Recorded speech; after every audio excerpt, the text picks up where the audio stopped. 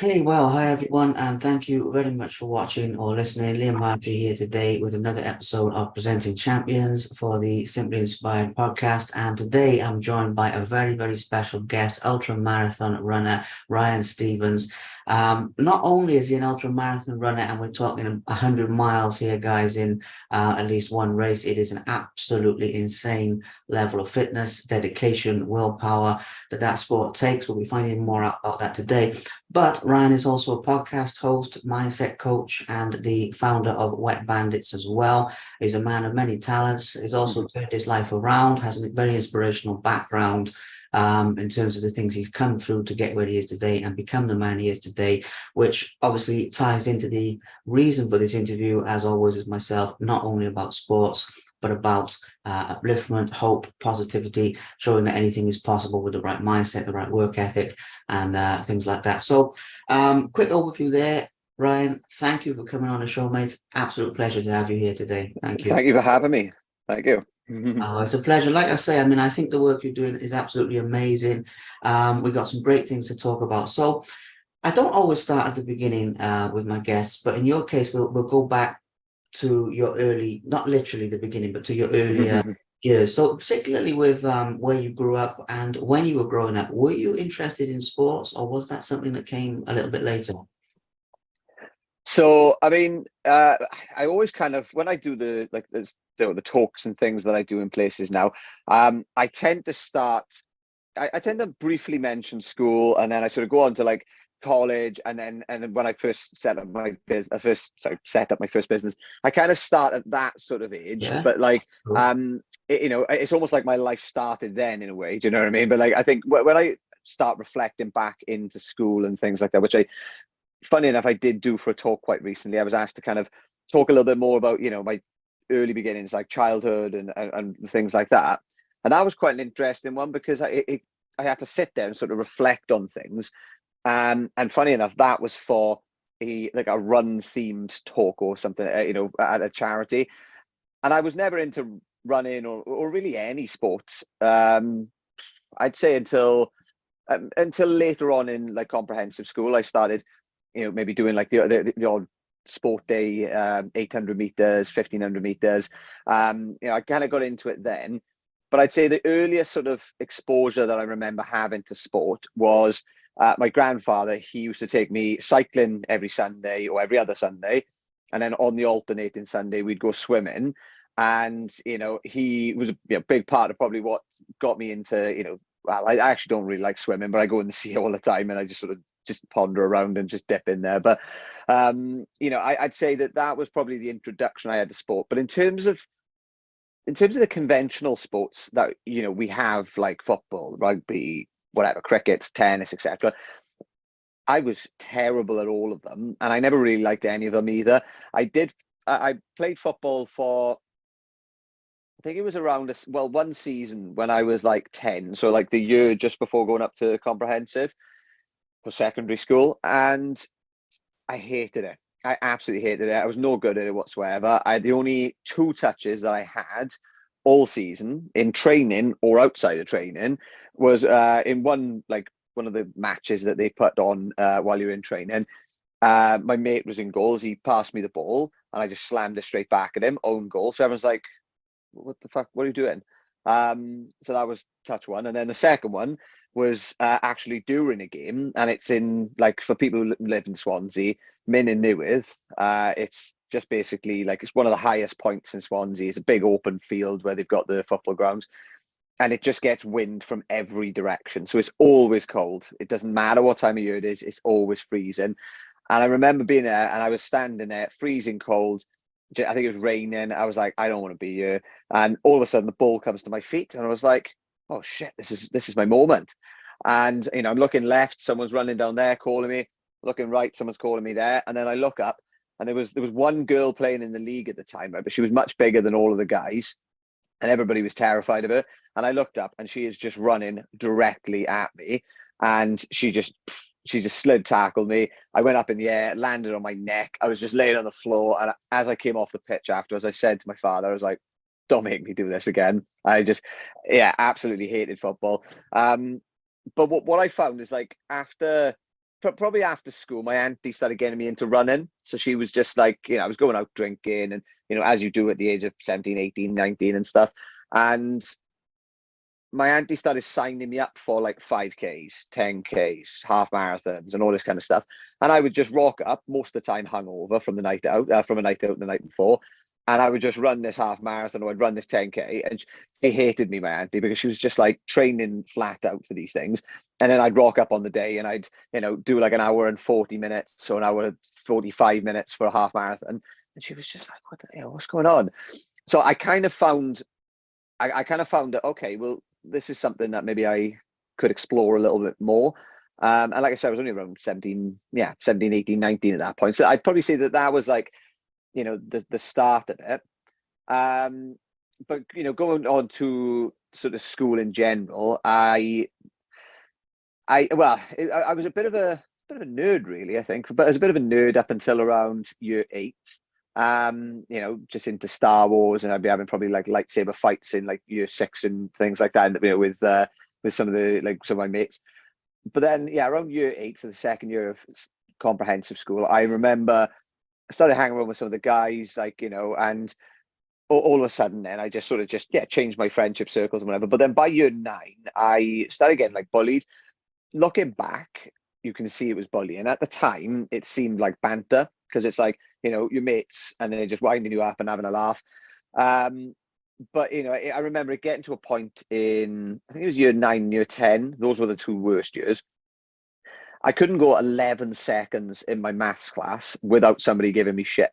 I remember counting, thinking, right, here we go. And then someone would say something or do something with it. And I was like, this is crazy. But that happened for like literally 2 years. And it got to the point where, like I said, because I was reacting to it and they could see it was like getting to me and stuff, like people, they do it more then, do you know what I mean? It's like, it's funnier because everyone's doing it. It's funnier because you're reacting. But it was really weighing in on my mental health as well as my self-worth. So and self-perception as well. So like how I viewed myself was completely different to what it is now. It was really, really low. And even fragments of that sort of low self-confidence and the things that they said, it still sits with me now. But every now and again, I sort of go, hang on, where's that come from? And you know what I mean? I can reflect on it, but that is how sort of dangerous bullying can be, how dangerous name calling can be, and taken to the extreme. Banter's one thing, but like, knowing where to draw the line is important. And all of my mates from school that I still communicate with, still hang around with, all of them were the ones who, if they did say anything at all, they knew where to draw the line, and like I said, I think that speaks volumes in that sense about them. It's like, otherwise, if they were the ones, like I said, who were taking it too far, like I think I've just naturally distanced from them or whatever. But that was a tough thing to sort of deal with, and I didn't want to go back in for the last year of school. I remember saying to my parents, like, I want to move to one of the other schools, and they were like, why? All your mates are here. And I was actually too ashamed to say, that I feel like, I'm being bullied and, stuff like that. And, I should have never been ashamed about it. It's not something to be ashamed about, but it's something to talk to people about, because then, one, you're getting it off your chest, and 2, you're leaving yourself open for support then for people to actually try and, maybe say, oh, well, look, do this or do that. You punch them in the face or whatever they're going to suggest. But like, at least you're, getting it off your chest, and it's not just you dealing with it alone. And I think that's like a recurring message when people talk about mental health, is being able to just have that conversation with somebody who, is gonna, one, listen, but maybe then potentially give you some sort of guidance and support and things like that. So like I said, that was my early days, up until I was around 16. So yeah. Well, it's a good place to start, in all fairness, on a number of counts, but on 2 counts in particular. First of all, seeing that you struggled with sports, and then obviously everything you've gone on to achieve since then, I think, first of all, is super amazing and inspiring for people who may not realize that, because obviously a lot of people look at the tip of the iceberg being what people have achieved. They don't always see everything that went on behind the scenes. But the bullying thing as well, breaking down barriers, absolutely amazing, because you said about a recurring theme there. It is a recurring theme: mental health, speak out; bullying, speak out; isolation. I mean, these are all very isolating experiences, so I'm really glad we got a chance to get that message out there. That's powerful, absolutely powerful. So I from was that, going to, I oh, go was going to say, funny enough, we mentioned about the sport thing as well. Just to touch on that, it was, I think it was a couple of weeks ago. I got asked to be in a sport documentary about sport in Swansea. And I was laughing. I was telling my parents, I was telling my mates about it. I was like, how the hell did I end up in a sport documentary?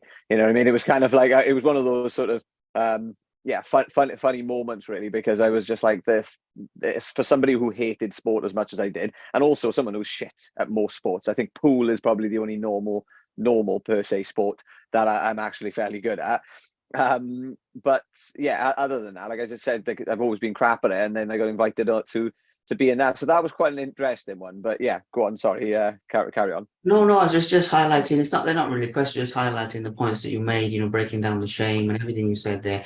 But I wanted to go back to one other thing where you said about being bullied, the name calling, some of these things stuck with you as it does, sharp words, they stay with us for a long time. And you mentioned about something along the lines of your self-esteem, basically, being lower, being higher now. Now, it's something to touch on before we move on from this. I'd just like to go a little deeper into, it's a pretty big question, mine, but in terms of some of the ways you improved upon that and you sort of moved past that affecting you. So I know that it's still a trauma, actually, and obviously it still comes into your mind, as you mentioned, but you've obviously moved past it in terms of not allowing yourself to be defined by that, not allowing these names to bring you down and what have you. So I'd just like to touch on that process basically a little bit more, if that's okay. Yeah, absolutely. It's an interesting one actually, because I do think that self-confidence as a generalized thing, if people have got increased self-confidence, or at least let's just say they are confident within themselves, that I think it solves a lot of society's issues. I think it solves toxic masculinity. I think it solves, rates of depression, for example, rates of, of anxiety and these different things. Because, if somebody, for example, is, let's say, confident within their body, they're confident within themselves and their abilities and things like that, they're probably less likely, not necessarily, but probably less likely to look at the person next to them and think, I want what that person's got. So that, that maybe the jealousy that comes from that, also the, sadness or the anxiety or whatever that comes to them then, because they feel like they haven't got what this person's got. So that's one aspect. In terms of toxic masculinity, I mean, I'd say if somebody is, I mean, not to talk about narcissism, and that's a different story, but like if somebody is confident within themselves, they're confident, to, I don't know, approach people, for example, then I feel like they don't need to do it in a way that is, I don't know, abusive, or like, let's just say somebody would let their partner go out because they're like afraid of X, Y, and Z, or I feel like it just solves a lot of those sorts of issues if people know that, they're just confident in their own thing. But I mean, it's, in terms of employability, in terms of general success, I think in your endeavors and in life, if we talk more about that side of it, I think it's, confidence is such an important tool, and it stems from that self-worth and that self-perception. Because, let's say you walk into an interview and you walk into that interview and you don't really believe in yourself, you don't really believe in some of the skills that you've got, or recognize those skills, because you're focusing on the flip side, on the ones that you haven't got, or the things that you're not good at, you're probably not going to do a really good job of selling yourself in that interview. And that is going to be the make or break then between you getting the job or someone else getting the job. And that means then obviously it's affecting you income wise and progress wise. So like, it is a really important thing to sort of really build on. And I think in particular, the younger demographic at the minute, so school age, coming out of school, and then up until probably like early to mid 20s, maybe, I think on a general scale, their confidence is really low. I think their social skills have dropped and things like that. Maybe it's because of gaming, maybe it's because of the phones. There's probably multiple factors that feed into it. But I would say, to kind of keep on the topic of self-worth and what I've done to sort of build it up, I think recognizing when a thought comes up, or like, you say, I can't do that, for example. So let's just say it's like, I could never run 5K, or I could never run 10K. you just kind of, if every time you catch yourself, just kind of go, hang on, wait there. Why have I said that? Where has that come from? Who really believes that? Is that someone else that's told me that I can't do that?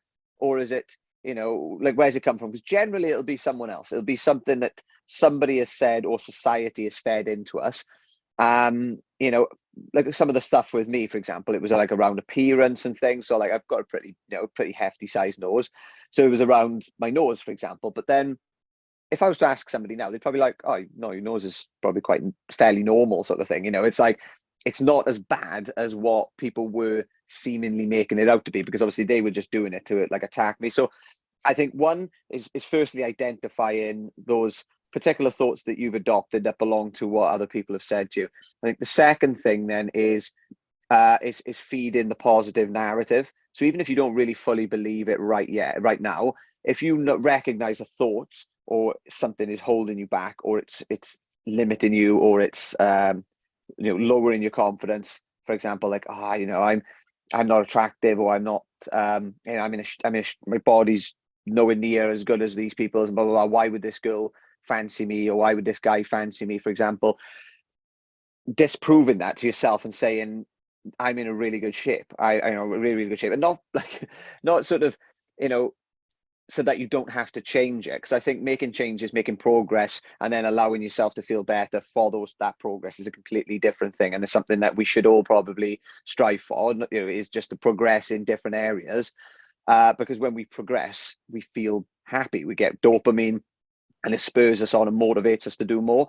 But then when we are, but I think it's equally as important, probably if not as more important, to really accept and be grateful for everything that we are, and to just be gentle with ourselves as well, not kick ourselves further down, because society and people, they want to people will try and tear you down, whether or not it's them just trying to be horrible to you, or whether it's them trying to make themselves feel better, whatever it is. If people are trying to tear us down and society's trying to tear us down, we're the ones who have got to really set those foundations straight, so that we've got a solid base, if that makes sense. And I think I'd probably say recognizing when those thoughts come up and then disproving them. But also going back to the progress thing, I think if you were making progress in, like, let's say weight management, for example, or muscles, or fitness, or you're making progress in your education, so you're becoming more educated, or you're learning more about how to, I don't know, like approach people, the other opposite sex, in a bar or whatever. You can read loads of stuff online. You can read, there's so many things you can look at, resources which are going to help to build you up in all these different areas, any area. And I think if you're building yourself up, then you're creating more space, more distance between that person who doesn't have the confidence or didn't have whatever, and I feel like you're just reinventing yourself. And I think over time it basically disproves what people might have said about you, and that low self-worth will start to become a little bit less and less and less every single time. But recognizing the progress you're making is just as important as well, because if you're not recognizing the progress, if you think you're still fucking miles away, then that creates a problem in itself, because you're only seeing the miles left to go, not the miles you've already covered. And I think, for a running reference, if you do that on a big run, it'll kill you. If you're like, I still got 70 miles left to go, if you do that, it will absolutely batter your head, and you'll just be like, no, I can't do this. Whereas if you say, I've done 30 miles, like I've already done an ultra, like, yeah, we've we're just gonna, let's push through now, let's do that, we're only 20 away and we've got halfway, sort of thing. Do you know what I mean? So you can kind of reframe it in a way that you see the positive. And I think just trying to focus on doing that in our day-to-day life is quite important, because the amount of thoughts we've got, not all of them are going to be good ones. But I think just recognizing those, picking them out, and just going, hang on, that's a thought that I don't want to allow to manifest, so I'm going to get rid of it. Hope that answers the question. Anyway, I kind of went on a bit of a tangent probably with that one.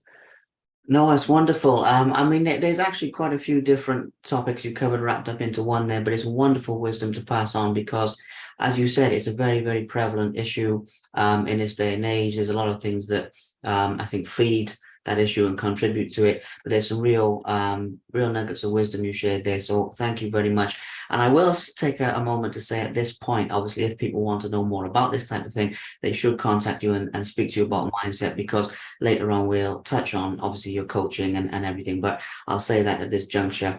Mm, Now, another thing to touch on here is obviously when we're talking about the concept of self-worth, self-image, who you associate with, these types of things. Obviously, you went through a process of turning your life around, for want of a better term, not to sound like a cliche, but that really is what you've done. mm, When you were involved in a bit of trouble. Now, I always say to people when I'm doing these interviews, I don't want to dwell on anything negative, you know, the nitty gritty of what happened. mm, Give us an overview for sure, but it's more the emphasis of the changes you made to get out of that situation. But before we talk about getting out of that situation, we need to touch on how you got into that situation when you were in a little bit of trouble. So do you mind mm. just enlightening people on what happened there, first of all, please? Yeah, absolutely. So I think I gave a bit of a reference to it earlier on when I set up my first business. So like leaving school, like I said, it was if I looked at it as a fresh start. So when I went to college, I thought, okay, great. I'm around people that, don't know about the name calling and all of this malarkey in school. So like, in essence, I can reinvent. I can be the person, well, whoever I want to be. I mean, I should have just been the person, being who I was really. But at the time it was like, I can be whoever I want to be. So anyway, um, I did engineering for a year. I did business for 2 years in college. And then I remember I got this course advertised, which was Enterprise and Entrepreneurship Academy. So they give you £1,000 to set up a business, and then it's like a 2 year course wrapped up into one. So I was a bit reluctant to go back to college for another year because I'd already done 3 years at this point. But it was like it sounded like it was the exact thing that I wanted to do. So I ended up going on to that course, and off the back of that course, I ended up setting up my own tattoo studio. So I was just turned 19 at that point, and yeah, I had one of my friends. He had a background in tattooing, so he had an apprenticeship. Apprenticeship as a tattooist. And then we knew two other guys in Swansea who might want to basically, come and work for us. So we kind of banged our heads together and made it happen. And I'm not somebody who comes from, a wealthy background or anything like that. I come from, like public school and, quite like I'd probably say like a deprived area of Swansea in that sense. Thankfully I've always, like, my family and stuff always been amazing in that sense. We've always like sort of got by and I've had what I wanted and things in that respect. But like, in terms of setting up a business and in terms of going out on my own, none of my family had ever done that. So it was a very alien concept. And I had no tangible sort of experience or people to like lean on. So it was purely based off what I'd learned in college and, the books I'd read and all this kind of stuff. So anyway, 19 years old, set up the tattoo studio, and going back to the self-worth, self-confidence thing, that was an unbelievable self-confidence and self-worth booster for me, because all of a sudden there was a lot of doubt about me being able to do it and stuff. So like a lot of my friends didn't think I could do it. A lot of my family probably doubted it as well. So I'd not only like sort of proved them wrong, but I'd sort of proved to myself, oh, hang on, actually, you have got something here that you can offer the world, something that you can do that other people might not be able to. So that was like the first sort of taster. And then, there were people who were twice my age coming in, having tattoos, and they were like, oh, you're the owner. And it was quite surprising because I was like of my age and things. And that was like a real sort of, it was a bit of an ego booster, but it was also something that boosted, my, like I said, my self-worth and my self-confidence and things, because I was receiving respect from people, which I hadn't really had up until that point. So, like I said, that was the good part. That was the good part of when we first started and things like that. And again, like, just not without going into it too much. I mean, there was a lot of stuff going on in the business, and I got into a really low place mentally. At the time, I didn't know the terms of like depression or depressive thoughts or anxiety. I hadn't really heard any of those terms because mental health in general wasn't something that was spoke about, and we're going back, what would that be? About 10 years ago. Yeah, about 10 years ago. So it wasn't something anywhere near as prevalent or, people weren't as aware of it. So when I had the thoughts I was going through at that point, it felt like I was just driving through the mist. So if anyone's been driving through the mist and they're listening to this, you don't know where the next turning is. You're kind of looking and you're like, hang on, is that a turning there? I can't really see it. And it's like you're just taking like meter by meter, little step by step moving forward. And then, you're making these decisions and you don't really know where they're going to lead to. So that's kind of what it felt like at that point in my life. And there was a lot, like I said, there's a lot of stuff going on, but I knew that the business wasn't going to be continuing. I knew that the guys were going to go elsewhere and set up another business. And in my head, I was like, I'm going to be seen as a failure. I'm going to end up in loads of debt because of this.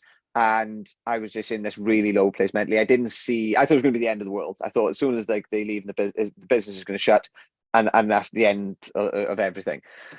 So the choice I started making, because I thought it was, going to give me a bit of a nest egg, or not nest egg, but like what you call it, it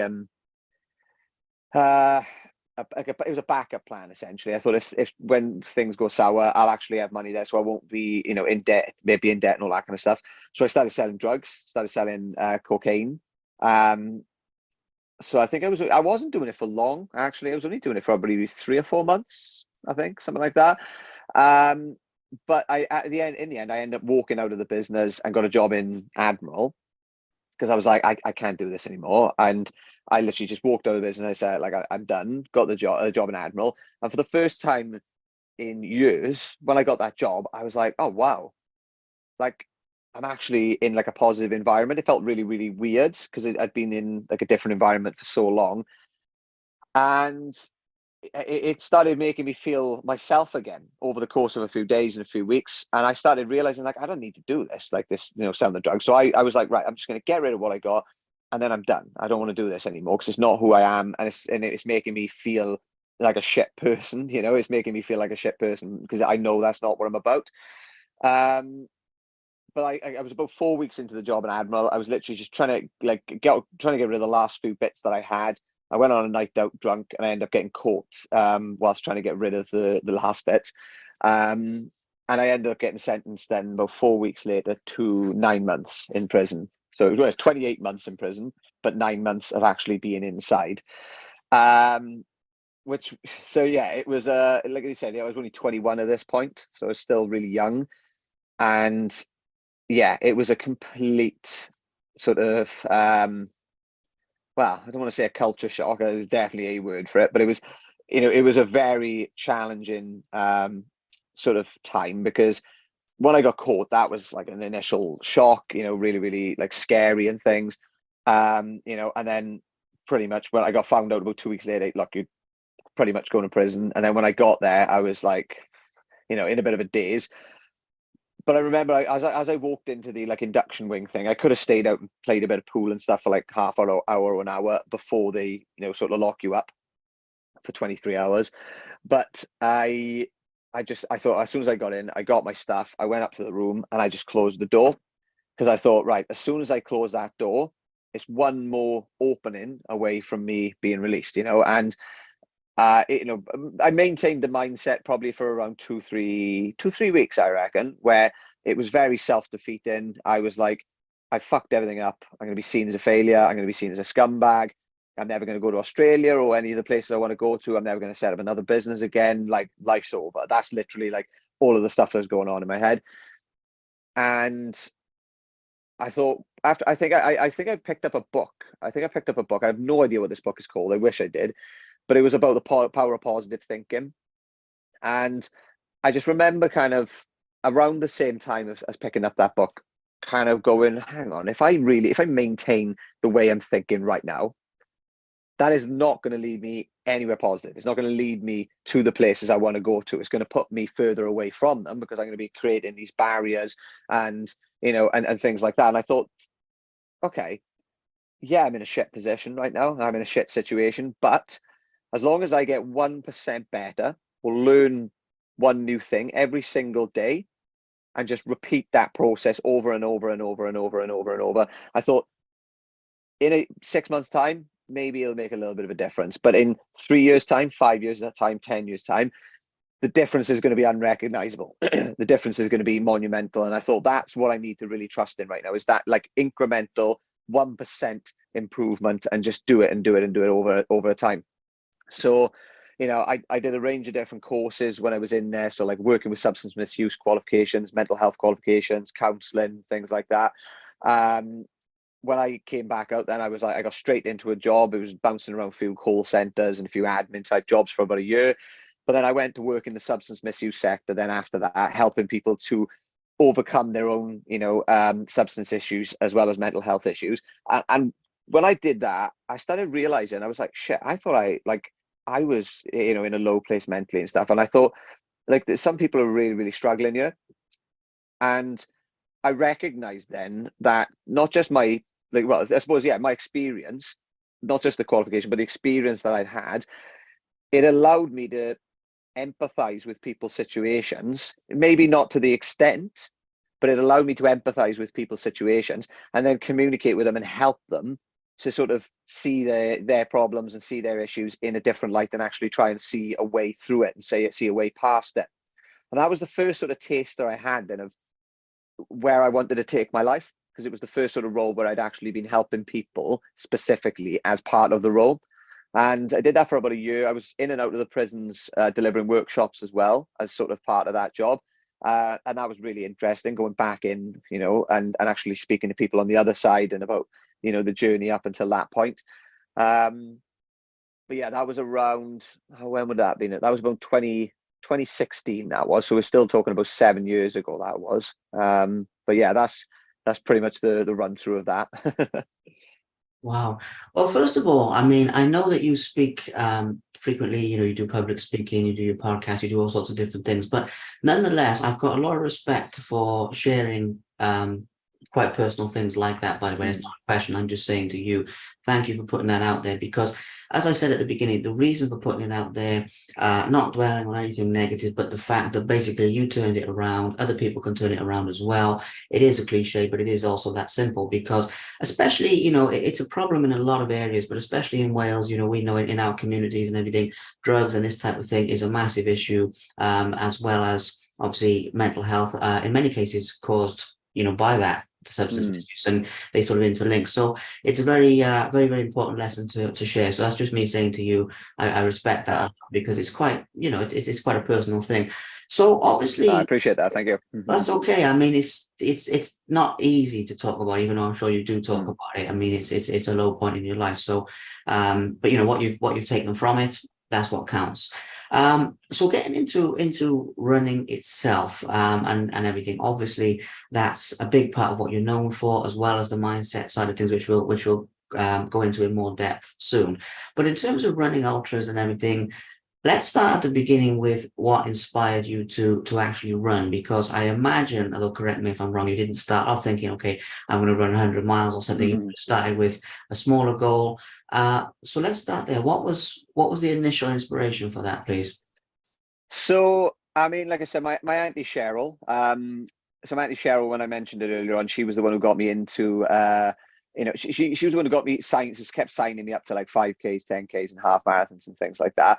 And I'd done, like I said, the running in school and things beforehand, but I mean, she was signing me up for those and I was turning up, I was doing it, I was enjoying the vibe, I was enjoying the pint afterwards or whatever. And I felt like I didn't take it serious for a long time. That being said, I've never really taken it serious because I've never done it well, I've never gone to beat other people, for example. I've never, been in like a running group and things like that. So I've usually just done it because I want to run, or because I want to go and do a half marathon, or, or I want to push myself further and things like that. But like, I mean, yeah, the only person I'm trying to beat is myself. I think that's the way I want to, I want to put it.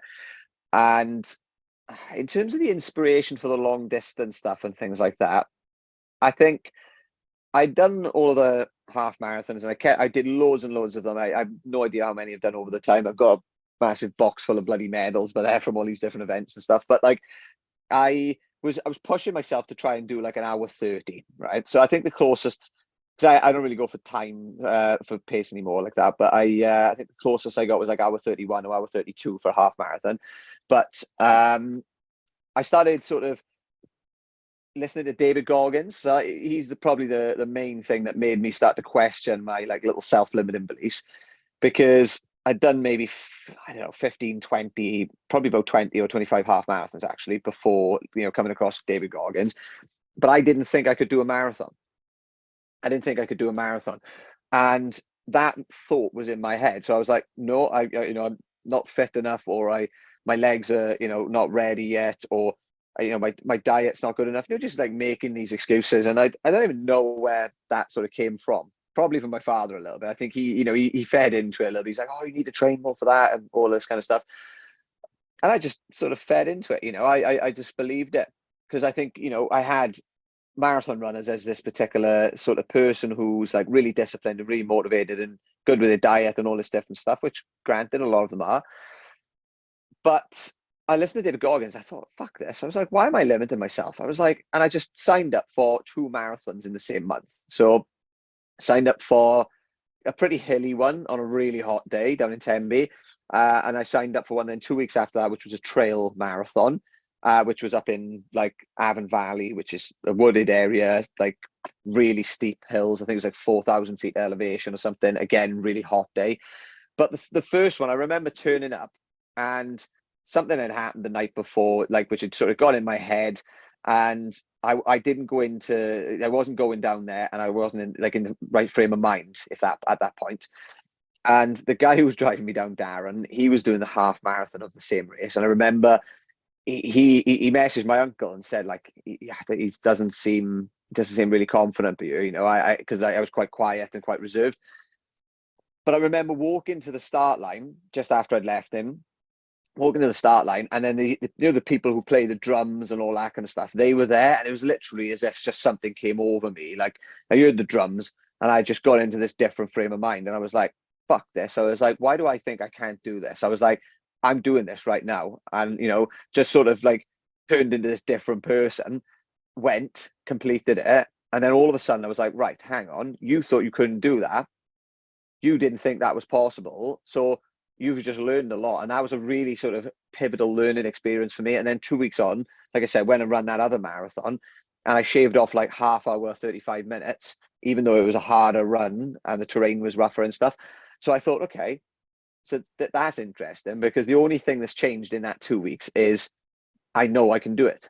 I didn't know before, but now I know. And I've done a lot better on it. So I started questioning that and a lot of other stuff in my life. I thought, what else is possible? What else can I do? Or what else am I leaving on the table? What else am I blocking myself from going and trying, just by saying I can't? So when I think it was the October of that year then, so that was in the July time. In the October of that year, signed up for my first ultra, which was a 35 miler. It was horrible. It was the worst terrain possible. It was just literally like this much mud you were trying to wade through. I didn't have trail running shoes, so I was sliding everywhere. And it wasn't just me. Everybody else who'd done the marathon or the ultra, we were all walking the majority of it, because you just could not get through the bogginess. But I got through it. I finished that, and I thought, okay, so now you've just proved yourself, proved to yourself you can do more again. And I've got a bit carried away with it, I'd say, since then, where I've just been pushing the markers, pushing the boundaries. I've done about six or seven ultras altogether. One of them was a 70 miler as part of a 100-mile ultra marathon attempt 2 years ago. But I ended up finishing the 100 miles over 3 days, because my legs and stuff just completely went. And then about 3 weeks ago. Yeah, I think it was about 3 weeks ago. I went back out to attempt the same route. So I started in Bath and running back to Swansea. This time I got to 75 miles. But the second time I'd done it, it was a bit different, because I kind of consciously made the decision to stop, just because it was early hours of the morning. I was on my own. The support crew were going to have to leave me on my own. and I was miles from support and things like that. So I thought, right, that's probably a bit stupid if I stay out now because there's no street lights or anything. So I ended up knocking it on the head. But I'm going back out in like 2.5 weeks' time on the 17th of June. And I'm just going to do laps of Swansea Bay. So it's going to be Swansea Pier to Mumbles Pier and back 8 and a bit times. And that's going to be total up to 100 miles. But yeah, I mean, like I said, I think for me, in terms of like rolling it back and the inspiration side of it, like where that's come from, one part of it was to prove to myself that I'm capable of more than other people, or I'm more than capable of what I previously thought or what other people, might have said or thought, in school and things like that. So it's sort of, yeah, proven to myself. And then the other aspect of it is showing other people and proving to other people that we've got a lot more in the tank than we give ourselves credit for. And I think the only way to really find out what those limits are, to really find out what we've got in the tank and what we've got to give, is to really start to push the boundaries and step outside of the comfort zone and just continually push and push and push and push until you start to kind of look at it and go, hang on, there was a time where I didn't think I could do this, but look where I am now. And I think coming back to the self-worth, I think that is one of the greatest things that you can do, is disprove to yourself, go out there. If you think, you can't do X, Y, and Z, go out there and give it a go. And even if you fail, you've probably gone further than you thought. And then it gives you another target thing, because you thought, right, well, that's beat me once. Now I'm going to go back and I'm going to beat it again and again and again until you win. And that's pretty much how my mindset is right now about that 100-miler. It's like, I'm not dying to get the 100-miler. It's not like I have to do it. But it's like a tempting thing. It's like, oh, well, you got to 70 and then you got to 75. So it's like, okay, let's push it forward again, and let's just keep bouncing back and bouncing back. Because I learn so much more every single time I do one of those runs or any challenge, and I think that's the part about it that I really love, is not just the whole, oh, look at me, I've done this. It's not, it's literally, it's about proving to myself I can do it. It's about building myself up so that going forward I can be better to other people, to the world. I can do better in different things. I can give more. And also I think there's a lot of messages just in the fact that you go and do these things that other people can learn from and benefit from. So that's my inspiration now, I would say. Wow, that is powerful, and it's really something. I mean, again, there's a lot of topics that you cover in like an answer, and I have to resist the temptation to go off and this is a really good topic and answer. But it's a good thing. I mean Yeah. that as a compliment, because you condense a lot of wisdom, a lot of knowledge into these answers, and obviously with that we've got a few highlights of some of the races as well. Because this is the thing I was thinking, talking about all of them individually, I'd love to, but we'd be here until like next week. Oh yeah. So, with you sort of giving a few of your highlights and proud moments there, I'm glad that we touched on that as well. When it comes to obviously your mindset coaching, I can understand the process here to a degree, because obviously you're testing yourself, challenging yourself, growing, doing the various things you're doing. Obviously you mentioned the substance misuse and guiding people with that. So I can sort of see how that would evolve into coaching people on a different level. But in your own words, let's touch on a couple of things with this, obviously how it started, but also what it means to you and what you enjoy most about coaching people with their mindset as well. I think that would be a wonderful thing to get into a little bit. Yeah. I mean, to sort of talk about briefly how I got to that point. So like I said, the role I was in the substance misuse and things, that was the first taster of sort of helping people and knowing that's where that's something I wanted to explore a bit more. I left that job because it wasn't really for me, like the job itself and the organization I was working for.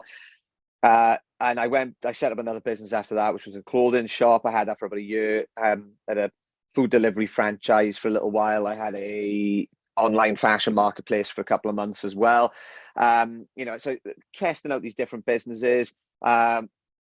Went into a university to work as well. So I was working in a university for about a year and a bit.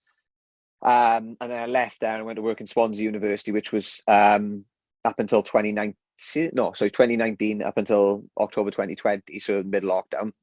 So there was a few different businesses, a few different things I did. But I'd say that a key lesson I learned probably around 2018 or 2019. Key lesson I learned is I was looking at all these different businesses that I'd set up over the years and all of the different things I'd done. And I kind of realized, I was like, well, they've all got one thing in common. Well, they got two things in common. One, they didn't work. But two, I didn't love what I was doing. Like, I didn't have a love for it. I didn't know why I was doing it other than for money and for like respect and status and that kind of stuff. But like, in terms of actually really feeling intrinsically motivated and driven to make these things happen, it wasn't that wasn't really there. So I started, it was from Start With Why, actually, Simon Sinek's book, which is a really, really powerful book.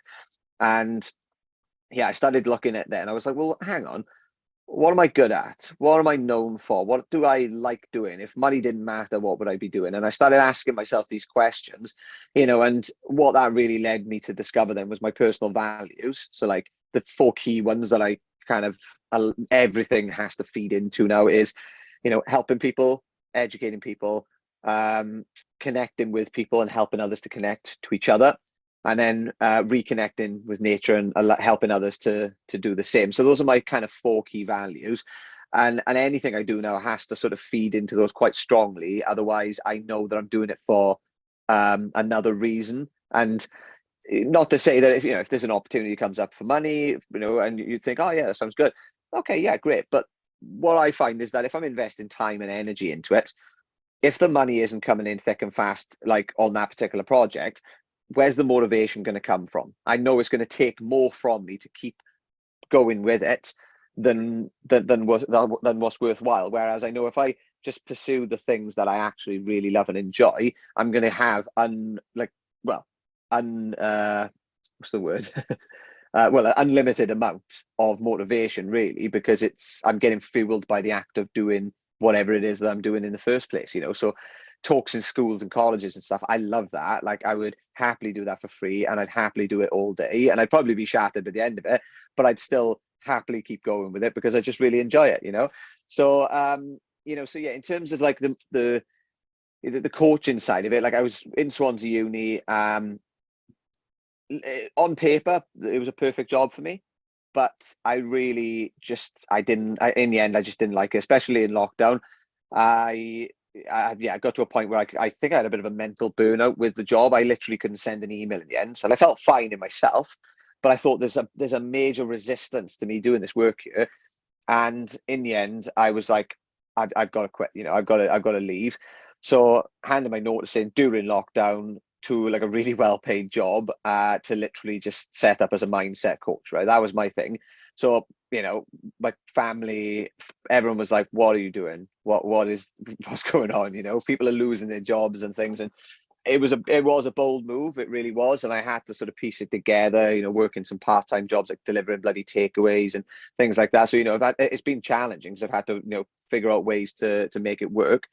But in my head, I was like, I don't want to be working for somebody else anymore. I want to be helping people, but I need to do it on my own terms. And I thought, I don't want to have to create a massive report of all of the outcomes and the ways that we feel like we've helped people, which is what a lot of organizations, do or have to do. I was like, I literally want to have a chat with somebody, and I want them to, basically, I want them to walk away with a smile on their face, or I want them to walk away and feel like I've made a difference in their day or in their life in some sort of way, even if it's, very marginal, very small. And I thought, that's the outcome that I want. That's the outcome that matters to me and to obviously the people that I'm, working with and stuff. And, like I said, I just thought, I don't know how this is going to work, but I know that it's going to. And it was probably the first time I've really trusted in myself and trusted in that gut feeling. Like, people talk about that, and it was the first experience I'd had where I really felt it. And I was like, I don't know how this is going to work, but I know it's going to. And pretty much started doing one-to-one stuff. I'd already been doing like group sessions in schools and colleges and stuff for a number of years, from like 2017. But I'd probably say, since like middle of last year, I've basically focused more on the group sessions, the training, outdoor programs and things like that's the kind of stuff I love. And just to finish on that point as well, Good Will Hunting. Yeah. Yeah. So Love that movie. Love that. It's great. Yeah. yeah, brilliant film, and I think that is probably a big part about why I'm doing what I'm doing now. So with Will Ferrell, Matt Damon, so Matt Damon and Robin Williams, the part where they're sitting on the bench, and obviously for anyone who's listening who hasn't watched the film, Robin Williams is the counselor or therapist, and then you've got Matt Damon then who is quite young and a bit wild, and he's got all these different challenges in his life, but you don't see any emotion from him. He's this tough guy, and all of a sudden, Robin Williams, he takes him to this park bench overlooking a lake, and he gets through to him, and they build a bond from there on, and he ends up being a significant part in Matt Damon's life and his journey to being better, for example. And I think when I used to watch that film, I used to watch it with my grandfather, and my grandfather was an absolutely massive, part of my life, absolutely massive inspiration and stuff. And he was also the first person that I lost in my life. So I was going back it was years ago. I think I was about 15 at the time. So yeah, about 14 years ago, 14, 15. And, I think watching that film with him, I think I subconsciously made a bit of a link between him as Robin Williams, as the mentor, the teacher sort of thing, and then me as Matt Damon. And I always liked that dynamic, the taking somebody out in nature and having a therapeutic sort of, intervention, if you want to call it that, or a therapeutic chat with somebody, something that allows people to walk away feeling better. And also, I recognized from my own life the healing power in nature without getting too spiritual about it. If you go out in nature, if you go to the beach, or you go in amongst the woods and things like that, you feel calmer. And science has proven in many respects now as well that if you're in a green spaces or blue spaces or by the beach, that you will lower the cortisol levels and your stress response and things like that. You'll feel calmer. You'll all of these different things. So I think I've always wanted to really use that as a tool, and then use my sort of ability to naturally want to help people, and just listen and then respond in a way that might be helpful. I wanted to combine those and do something with it, and that's pretty much led me on to what I do today now. And I love it. Yeah, I absolutely love it. It doesn't feel like work. And I always say, I've said for years, I don't plan on retiring because I don't feel like I need to. I get energized from doing this kind of stuff, so yeah. Wow, it's an amazing journey you've been on, condensing and distilling your knowledge, passing it on to people who need it. But there's a lot of things you highlight there. Again, do a job you love. You never have to work a day in your life or whatever. There's all these sayings that are thrown around. It is true. I mean, it is Yeah. true.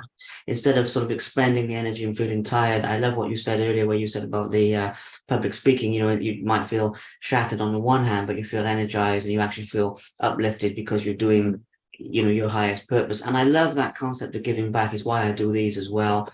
It's a very powerful thing, and I think there's a quote of what we do for ourselves dies with us, what we do for others lives on forever, or something like that. In other words, having a positive impact on people, I think, is one of the highest aims we can aspire to in life. It's a wonderful thing.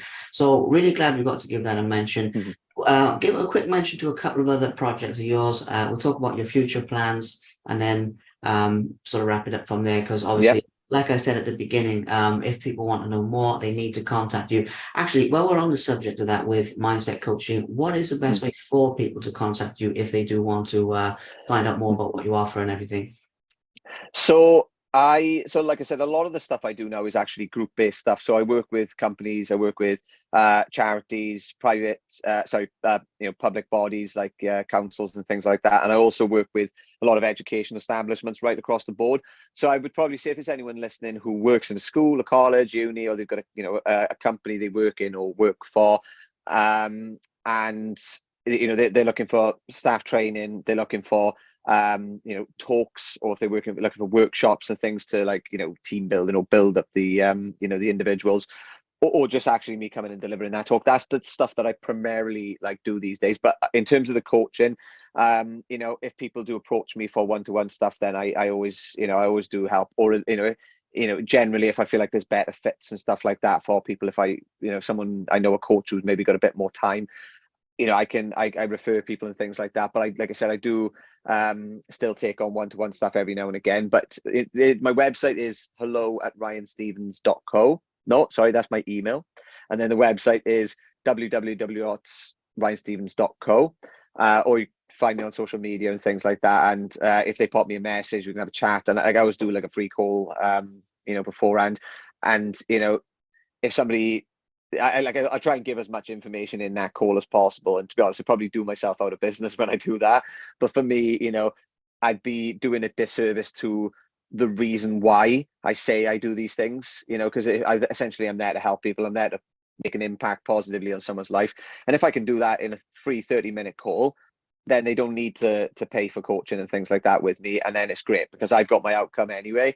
So like I said, more than welcome to, I'm more than happy to do that for people. If they want to get in touch. So yeah. It's good to give that a mention as well. And obviously you're a very approachable person, so it is worth putting it out there, as you say, whether people want to work with you direct, be referred on, whatever. It's good to know the options there. So you also, as soon as we're on a podcast right now, you also do a bit of podcasting as well. I'd like to mention that fairly briefly, and then obviously we can move on into a few things from here and from your goals. But yeah, let's get into the podcast first a little bit, please. Yeah. Yeah. So I was running a community from around 2019. I don't do it as much now. I do it very sporadically, just because I found that I sort of fell out of love with the project a little bit, and there was 3 of us doing it initially, and then it was just me. So I felt like energetically it was quite demanding alongside everything else. But it was called Ideas and Beers. So that is best way to describe that is a self-development focused community and meetups. So I was just organizing meetups every 2 to 4 weeks. Basically, people would sit down and have a couple of beers, they'd connect with others, and then we'd talk about specific things related to health, wellness, fitness, business, career, mindset, whatever, those sorts of topics. But essentially, the outcome I wanted is people to come there to connect with others and also feel like part of something and feel enriched by the conversations that we would have on that day. Typically, the kind of conversations they wouldn't be able to have with their mates, because that was something I always found is I probably couldn't speak to my mates about half the stuff I was interested in because that wasn't something they were interested in themselves. So they were like, what the fuck are you talking about? Whereas like you find those people where you end up just sort of really connecting with them and you have these amazing chats and they go on for hours and stuff. And I think everybody's probably experienced that with the odd person. What I wanted to create and what we did create was an environment where those people and those conversations happened on a larger scale. So it was really, really nice. And like I said, we were running for a couple of years. There was a Ideas and the Beers, the set up in Bondi Beach in Australia as well for a little while we were in lockdown. So it was annoying because we were like, it was great, but we were like, they're having great fun and they're having beers and stuff, and we're all sitting in the bloody houses. So it was good. It was nice that somebody approached us to set one up out there. But in terms of the podcast, so the reason I mentioned that is because initially it was called Ideas and Beers, the Ideas and Beers podcast. So I was sitting down with people and I was having a beer with them and we were talking about self-development and things like that. What I eventually did is I've changed it all. I rebranded and changed all of the former names of it because I didn't. So a lot of the conversations were relating to mental health and well-being, and it just didn't feel right having the beer connotation, involved in it. So I pretty much sort of ditched that, and I just called it the Ryan Stevens Podcast now. So that's on the different platforms. I do the podcasts quite sporadically because, as you probably know, it's quite time-consuming, especially with video and the editing side of it and things like that. So I do it quite sporadically. But the way I look at it is, once I record the content, once I put it out there, anybody who comes into exposure with me on my social media and stuff going forward has that then as a bit of a resource sort of bank almost, so they can look at those podcasts. They're always there, and people can sort of divert back to them and just and listen to them as and when, and the lessons are always going to be there for people to take away. So that's kind of one way I look at it. But I do kind of want to spend a bit more time actually making it happen, I think, going forward. But you referred earlier to like the Wet Bandits and one of the other projects. So I still run the Wet Bandits, and for a bit of context of what that is, it's a sea dipping and well-being community. I think that's probably the best way to put it. It's the only thing I've never meant to set up. it kind of just sort of fell together back in lockdown.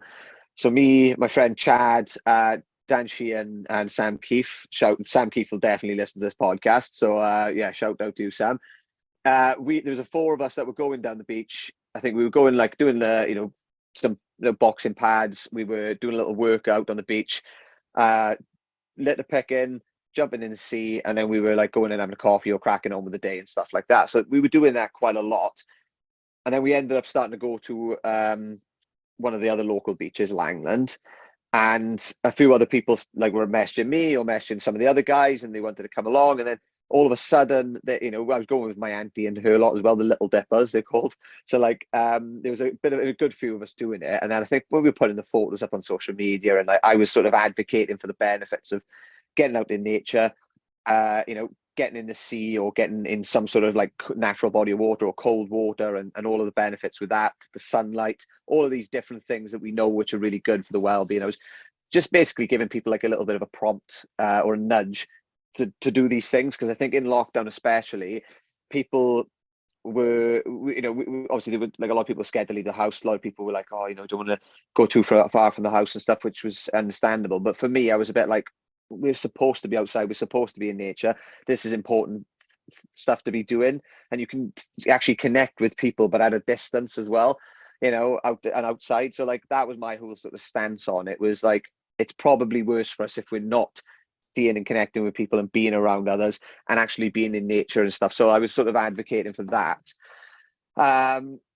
And yeah, like I said, in the end, there was about 30 people in a WhatsApp group, and we put a thing out on social media for a name. One of the guys on my social media and come back and said, oh, Wet Bandits. And we were like, perfect, sounds great. So I got a logo made, and yeah, I pretty much created the Instagram, and we started doing it from there. And like, it's just, it's grown significantly, because I'd say that actively in the community, there's around 100 people. But in the sort of last 2.5, 3 years that, it's been going, it's impacted well over 1,000 people that have come, maybe once or twice or three times.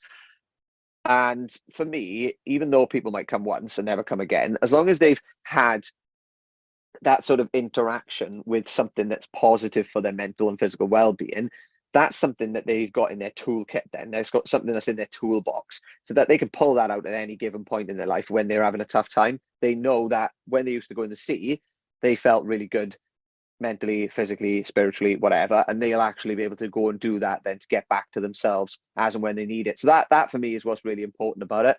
But yeah, it's probably subsequently the best sort of thing I've ever created. Like I said, and it wasn't even something I meant to. It just sort of fell together, and I was like, oh, I kind of need to just sort of facilitate this now, like a bit of a, what you call it, one of these people who, what are they called?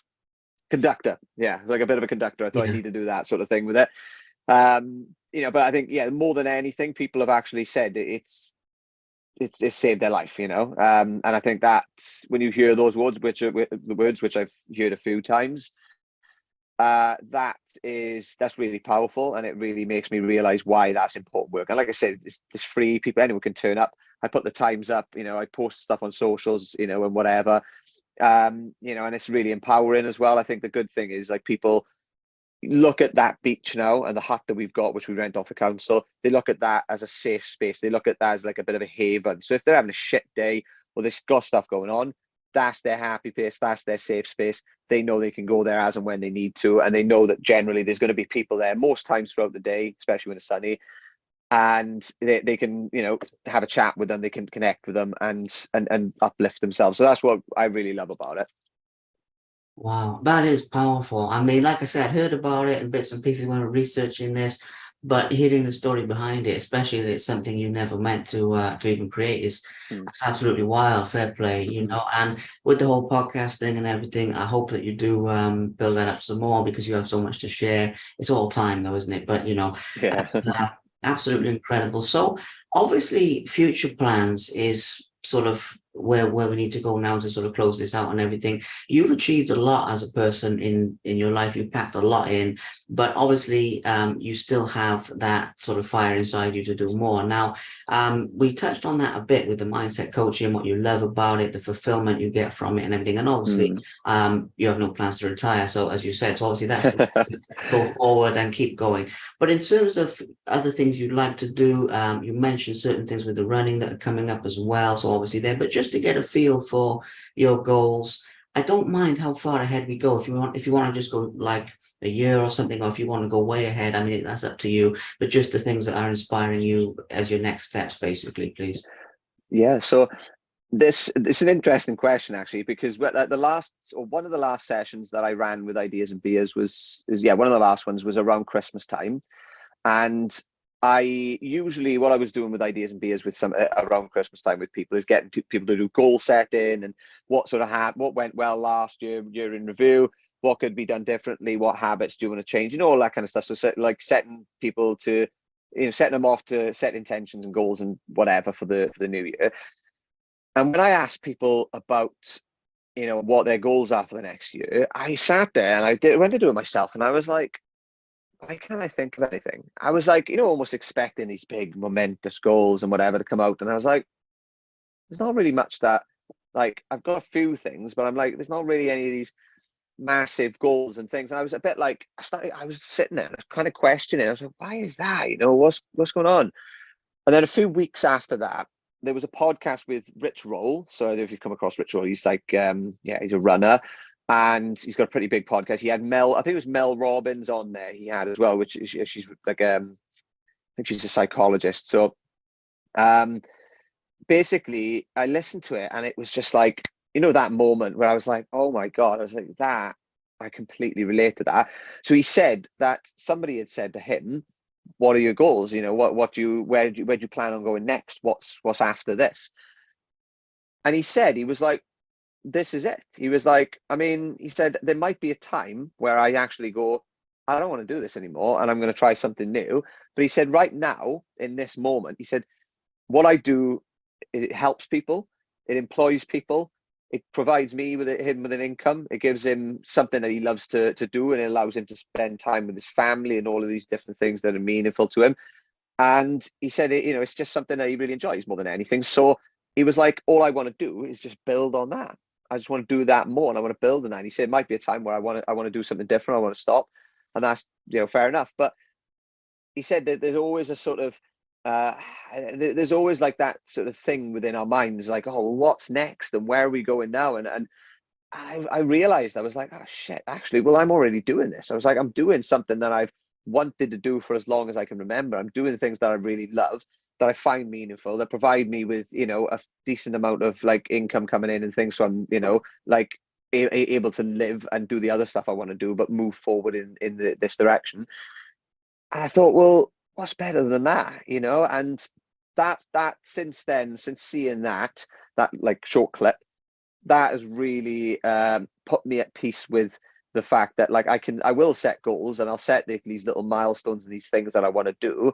But in terms of like my work trajectory, it's just a matter of building on it and building on it. And in essence, that means building on me, because the business that I run, it is me providing services and talks and different things. And it's essentially me developing and learning and growing, and then just putting that work out there so that the impact that I have is larger. That's essentially what I would say the biggest goal is. But in terms of the actual running goals and things like that, like I said, on 17th of June, going back out to run 100 miles.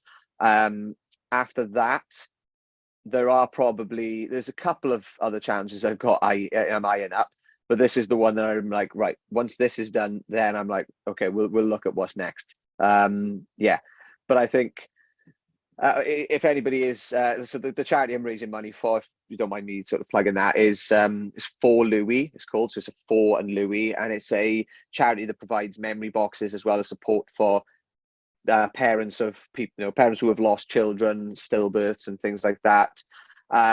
Really, really important work. And I had a close friend who unfortunately did lose a baby about a week before the due date, going back a year and a half ago. Really, really upsetting for me and people, you know, everyone around. So let alone, you know, how upsetting it must have been for the family. But yeah, they really supported that family. So like, I'm going to be going out to raise money for them. So yeah, people don't mind sharing and donating and stuff. That would be incredible. Absolutely, it's amazing, amazing cause. Again, you know, taking a situation that's absolutely heartbreaking for people, and I don't want to say taking something positive out of it, because obviously, you know, for those I know what you mean. families, Yeah, their pain won't go away ever, really. But at the same time, because it's happened, you know, doing something with it, so so it affects other people in a positive way. It's a powerful thing. I wish you good luck as well for June 17th. Look forward to following your future progress. Obviously, everyone watching, listening to the same thing. Follow this man on social media. He's up to some amazing things. So I would advise everyone to sort of plug into what you're doing and stay tuned.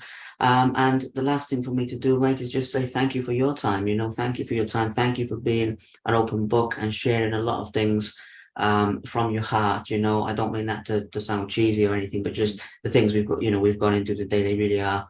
You know, you really speak from your heart, and that's the best way I can think of to put it. Your passion and your enthusiasm for what you do is tangible, even across this sort of Zoom space, whatever. So just, yeah, thank you for everything. It's been an absolute pleasure.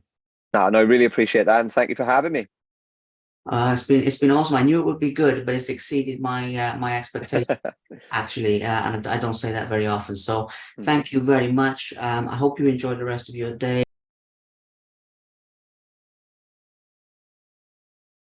Thank you very much for watching. Please subscribe to the Simply Inspired YouTube channel, and there'll be more videos coming soon.